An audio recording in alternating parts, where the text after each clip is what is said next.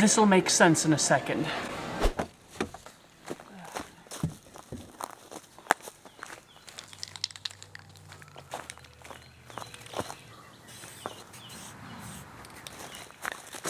It's hard to believe that it's episode 19 already. Something that I always get asked when I do a B-roll heavy video like I did on Wednesday is, should I use the 1080p 60 frames a second or the 720p 120 frames a second? I use a mixture between both of them, and I don't choose my frame rate based upon the resolution that I'm going to get out of it.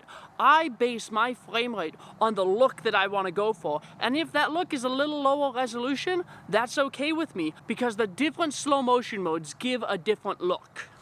Now, if you haven't seen Wednesday's video, I'm actually going to kind of be using the stuff in that video as sort of my examples in this video. I'm not going to record all new examples, but since I used the different slow motion modes for different reasons in that video, I thought I would tell you the reasons for each of the B-roll shots and tell you why I used the frame rate that I did. First of all, I want to say I feel really sorry for the people who actually have to go through rough winters. Right now it's actually 71 degrees. Sorry.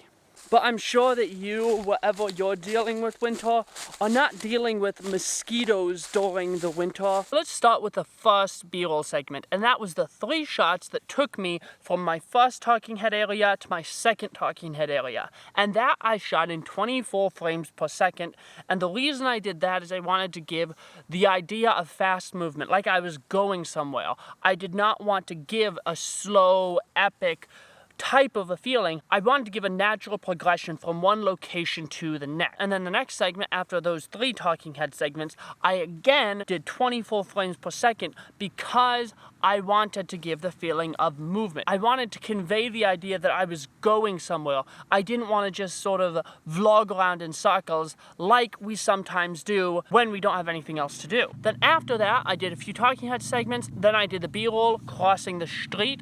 And again, I wanted to show movement. But then when I crossed the street, I went past the ditch where I saw the water coming out of the pipes. Now in this segment, I switched it to the 720p high frame rate mode. And the reason that I did that was because even though I could have gotten better resolution out of the 1080p, the water was flowing so fast, I wanted to show more of the texture for it. And even though I didn't get as much texture from the resolution, I actually ended up with more texture because it was shot in high frame rate. You could see more of the individual droplets than you would have been able to see if I would have done 60 frames a second and slowed it down to 40%. And that brings us to the B-roll segment at the end of that video. And first, I started with an establishing shot, and I wanted to speed ramp into it and speed ramp out of it. So I shot that in 120 frames a second.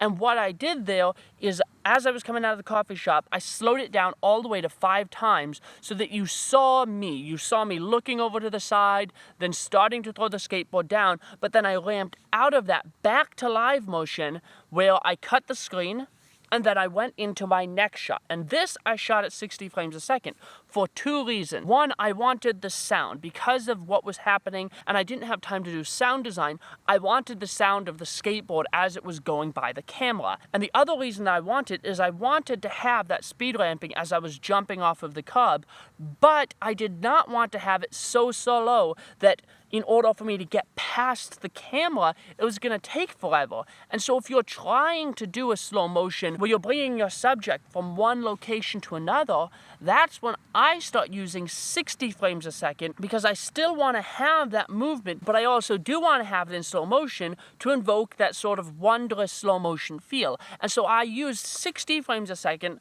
not because I didn't have 120 frames a second, but because I wanted to have faster movement, but still have slow motion to give that wondrous feeling. Then I did the shot going past the stop sign, and this shot I wasn't exactly proud of. I did it at 60 frames a second because, again, I wanted slow motion, but I wanted movement. And the same goes for the next 2 shots. And I did the exact same thing as I did jumping off of the curb.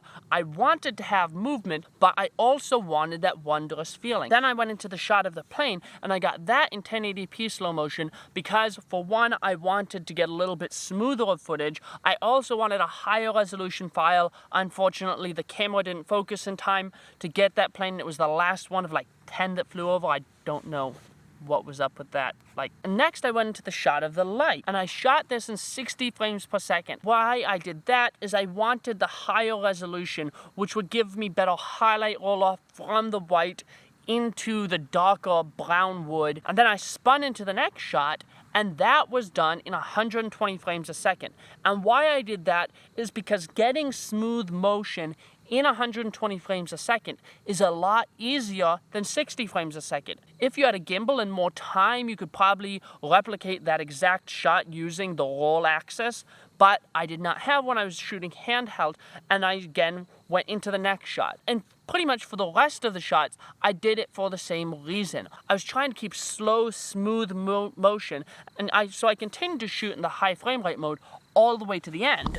And the main person that I'm answering there is actually Judith Scott, who asked me that question in my last video, and I wanted to give a more in-depth answer because it's really hard to convey all of those reasons in a short little reply to a comment. And so to recap, I use 24 frames per second when I'm shooting live motion to give more natural feeling to the B-roll. I use 60 frames a second when I'm trying to give sort of that slow motion feeling, bits of movement and sound in my slow motion. And finally, I use 120 frames a second when I'm trying to give a large scale, wondrous feeling to your footage and trying to capture individual textures of something that's moving a lot faster than I would be able to capture with the 60 frames a second, and when I need smooth, slow movement when I'm shooting handheld. If you found this video helpful, please give me a like, subscribe to the channel for more content like this, and I'll see you all in the next video.